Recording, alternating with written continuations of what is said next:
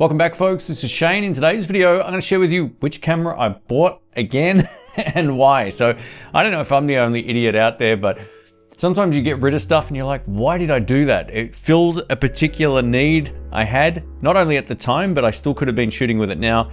And I ended up moving it on for something else, which I'm not using as much as I would like to admit.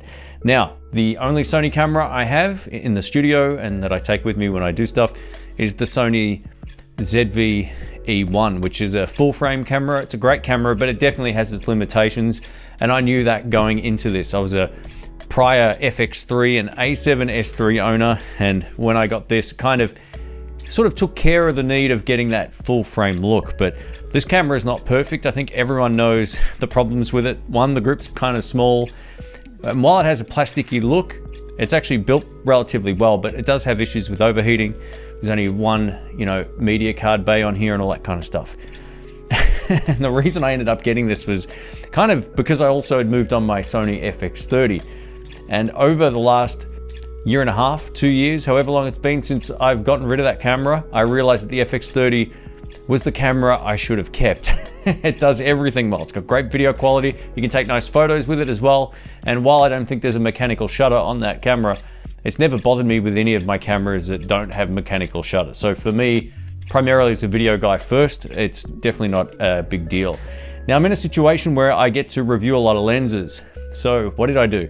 I got myself a new APS-C camera. And from the Sony range, there's really only a handful of ones that kind of appealed to me. I could have got the little brother to this guy, the ZV-E10 II, which definitely has some newer features than some of the older APS-C cameras. I could have got the Sony A6700, which I was very interested in.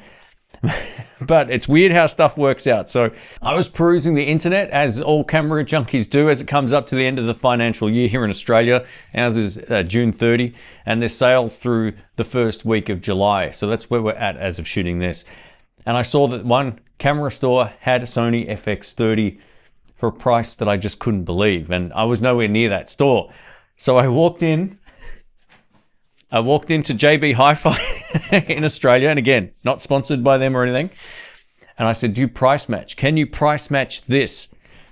And they said, yes. I was like, all right, done. So I now have myself, again, a Sony FX30. I can't believe it. I really like this camera. I did some comparisons with it up against the GH6. That's probably the video I think most people are familiar with, or the comparison I used with the FX30 against the FX3 back in the day. And being that this can act as a webcam, it has unlimited recording and all that kind of stuff, it ticks more boxes for me than a lot of their other options, which have some compromises. I really like the E1, as I mentioned, but you can't let this run for long periods of time without a fan and all that kind of stuff. It's just not built for it, whereas this is. So what are the compromises of the FX30? The only real problem I have with the whole design of this camera is there's no burst photography, or there wasn't at the time I owned mine. I don't know if that's been changed in firmware, but yeah, this is a video first camera that will work beautifully with all the different APS-C lenses that I have come into the channel. I'm actually a little bit sick of changing modes and having to use clear image zoom on the ZV-E1 to review lenses. It doesn't always give you the optimum image quality, and you're basically cropping into a low megapixel sensor. This has a higher megapixel sensor. So yeah, I'm keen to sort of start using this in the field again for actual reviews of, autofocus tests, lens reviews, all that kind of thing, and also in the studio when I need it. And again, I can plug this directly into my computer and use it as a USB webcam, which really simplifies the process when it comes to doing live streams, and that's how I used to use it. I was an idiot. It's my only camera that had that functionality, and I sold it because I'm stupid. Anyway, we're going to do a quick unboxing of this. But before we do, if you've enjoyed the video, drop a thumbs up and leave a comment below. Let us know if you've ever repurchased something you sold. I actually ended up trading this in for the second Lumix S9 that isn't getting used much. So maybe I'll move that on at some point. But as of right now, we've got the Sony FX30 back in the house as of mid-2026. Crazy stuff. It's been quite a while since I picked up an FX30 or an FX3. I haven't played with the FX2 before, but The reason why I ended up getting back into this as opposed to the ZV-E1, ZV-E10 Mark II is because of the handling. You know, there's a big difference in the handling. This just feels like a much more robust camera. So what we've got here, we've got a USB cable for charging. We've got a manual and all this stuff which no one ever reads. Why do they still do this? I don't know. Anyway, let's keep going. Got our different power cables. If you travel, you know, you can bring the appropriate one with you. And what's in here? Nothing. All right. Is that it? Is that it, really? So oh no, we've got something under there. Let's have a look. Oh, here we go. I was going to say, there should be a battery somewhere. So we've got our battery. No, this is this is like a little charger thing. Okay, so this is a little bit different to what I remember. I had the FX3 and the FX30 at the same time. I have a feeling I used to leave all this stuff in the box because I had a charger already. This is the APS-C, so same battery they've been using for a while now, and the battery life's great, which is another reason why I like this camera. And let's check it out. Ooh.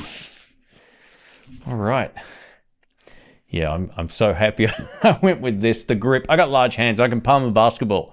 I'm a short ass, but I can palm a basketball. And yeah, everything feels better than on the, you know, the lower end models. So while having a high end camera wasn't a necessity, I got this for about $270 more than I could get the kit of the Sony ZV-E10 Mark II.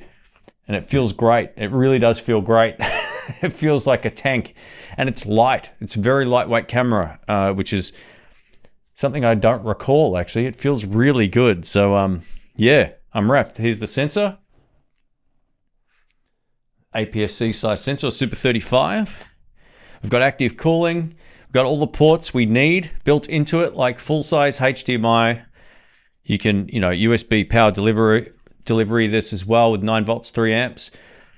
And yeah, it's great. So this doesn't come with the XLR adapter, and I'm okay with that. I'm going to be using this mostly outside in the field with a wireless pack. So for me, that's all I need, and it's back. So let's try something here. Let's plonk on one of these lenses I'll be reviewing very soon. This is the Viltrox 75mm f1.8. Boom. There it is, native APS-C lens on an APS-C body. So yeah, for me personally too, I don't really care too much about, you know, everything having to be full frame. I'm a micro four thirds shooter on the most part and full frame shooter. So going over to APS-C, it's kind of like the middle ground. It doesn't make much difference when you're in a well-lit room or whatever. The amount of times I used to use the FX30 in the studio and no one ever complained about the image quality. It's like, this is really all you need. And if you're a content creator, I still stand by the fact this is a fantastic camera. Not because I bought one.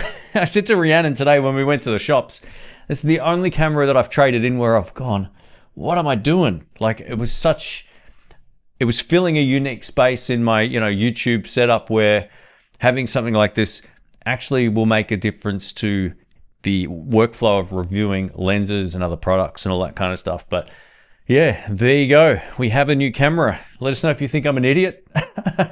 I know I am. I already know I am. But yeah, it is what it is. Sometimes you just got to make the right choice for yourself and, you know, detach yourself from the noise of whatever the cool thing is or whatever might be coming out. You know, all that stuff doesn't matter. The fact this can shoot unlimited 4K 60p, uncropped with this, you know, APS-C sensor is phenomenal. That basically is all I needed in terms of requirements, and it does 4K 120 with a crop.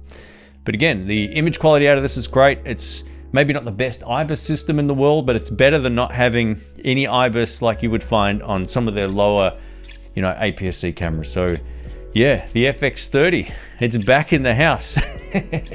Thanks for watching.